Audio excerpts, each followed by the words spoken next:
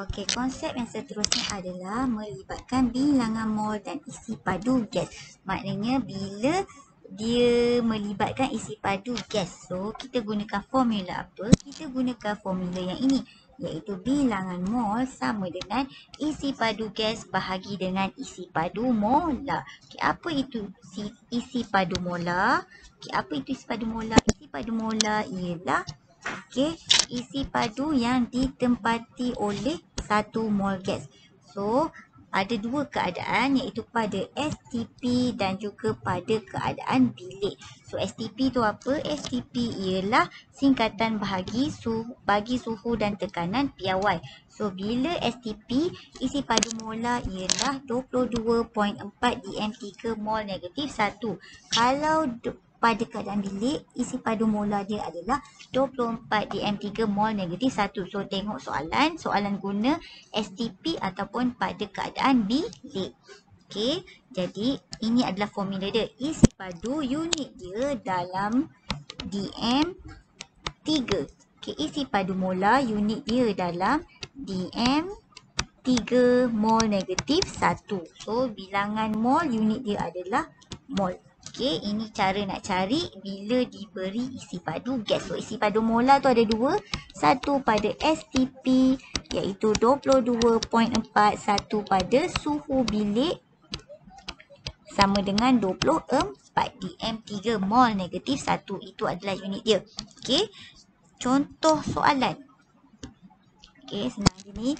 Okey, apa yang maklumat bagi? So, dia bagi isi padu 2.2 mol gas hidrogen dalam dm3 pada STP, iaitu suhu dan tekanan piawai. Okey, suhu dan tekanan piawai.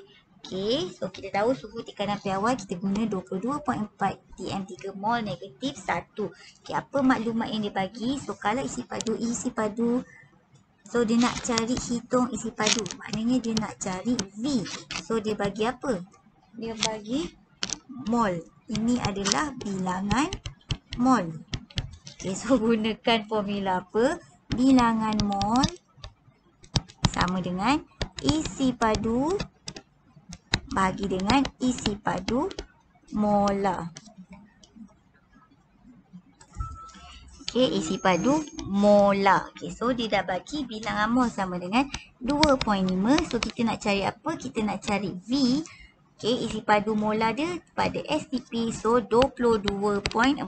So, nak cari V sama dengan 2.2 darab dengan 22.4. So, unit dia dalam dm3. Okey, kadang-kadang soalan dia nak tanya dalam cm3.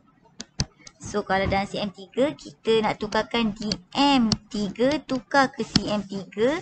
Okey, yang ini darab 1000, yang ini bahagi 1000. Okey, contohnya soalan nombor 10. Berapakah isi padu? So, dia nak cari apa? Dia nak cari isi padu. So, berapakah isi padu? So, dia nak cari V sama dengan berapa? Okey, berapakah isi padu? 0.01 mol gas amonia. So, dia dah bagi bilangan mol. So, bilangan mol sama dengan 0.01 mol. Okey, dia nak dalam keadaan apa? Dia nak dalam keadaan bilik. So, gunakan formula bilangan mol sama dengan isi padu bahagi Vm. Vm ni isi padu bola. Okey, so bilangan mol dia sama dengan 0.01 sama dengan V per 24. So, V sama dengan 0.01 darab dengan 24. So, kita dapat 0.24. Okey. So, macam cikgu cakap tadi, kalau dia nak dalam cm3, so dia nak dalam cm3, so kita gunakan yang ni lah. Nak tukarkan dia dm3 ke cm3 darab 1000. cm3 ke dm3 kita bahagi dengan 1000. Yang ini. Okey. So, sebab tu dia darab dengan 1000. Okey. 1 dm3 bersamaan 1000 cm3. Okey. So, ini adalah dia punya jawapan. Seterusnya, dia nak cari apa? Soalan nombor 11. So, dia nak cari bilangan mol. So, dia nak cari bilangan mol. Gas oksigen, dia bagi isi padu sama dengan 600 cm3 pada keadaan bilik. So keadaan bilik, ingat isi padu bilik adalah 24 gram, mol negatif 1. So dia nak cari apa? Dia nak cari N sama dengan berapa? Apa yang dia bagi? Dia bagi V. Okay, tapi dalam CM3. So apa yang kita kena buat? Awak kena ingat formula dia bilangan mol sama dengan V. Unit dia adalah dm3.